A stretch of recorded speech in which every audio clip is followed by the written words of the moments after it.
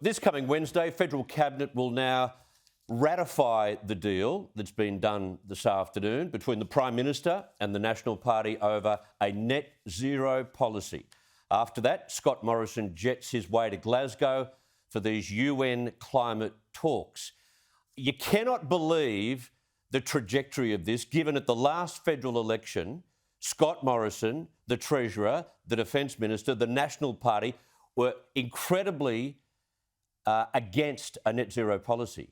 And then in less than 3 years, they've done a complete U-turn. Quite extraordinary. Now, while we've all been focusing on what the Nats will do and what kind of compensation they'll receive for impost of reducing their carbon output, we've forgotten the detail, and the devil is always in the detail. Today we discovered how nauseating that detail is to many in the National Party.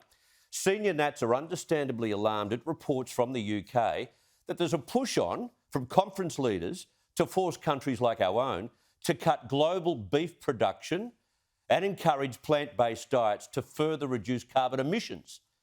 How do you feel about that? Me too. Ridiculous and invasive. Totally. They're now engineering the way we eat. One Nationals MP told the Australian's Dennis Shanahan that any move to agree to cut beef and lamb production would be the end of any coalition agreement on net zero emissions by 2050, and so it should be. They've obviously got past this at meetings this afternoon. National Party backbencher Matt Canavan, who's standing very firmly against his party's decision today, made his feelings very clear on Sky News this morning. And I don't think people really realise when they hear net zero, that means they want to transition you to be a vegan. And what concerns me is the current plan from the Liberals on net zero leaves open this question about whether or not farmers would be made to reduce emissions, reduce the methane emissions from their livestock. It is appalling. Not even suggestible. It's an insult to suggest it. I think Australia should contribute to the world's push to cut our carbon dioxide emissions, even though, and we all know this, we're a very small emitter and are on track to fulfil our target obligations under the Paris Agreement. Will we assist in changing the temperature of the planet? No, according to the former chief scientist.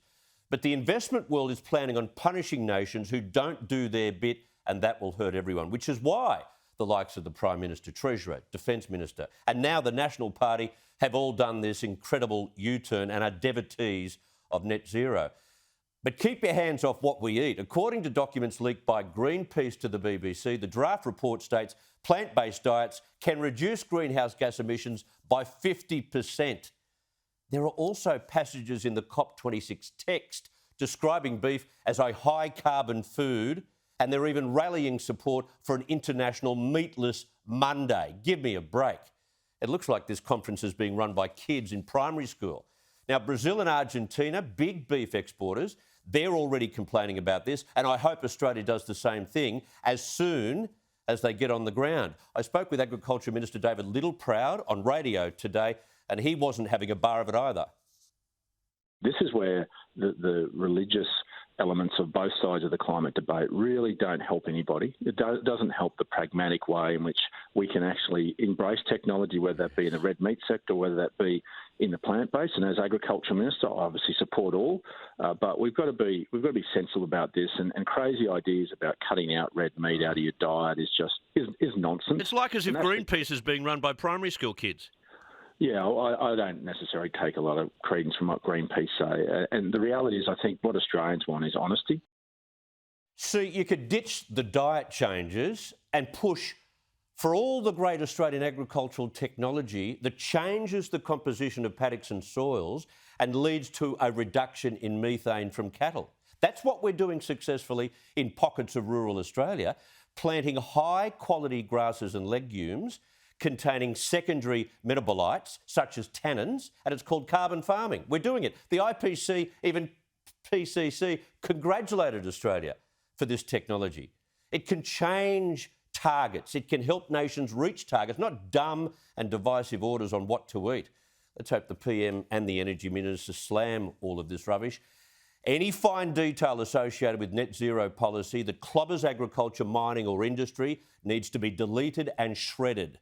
The polls might indicate that the public does want a net zero by 2050 policy. But if you dig deeper on all of those surveys, the public also won't pay too much to get there.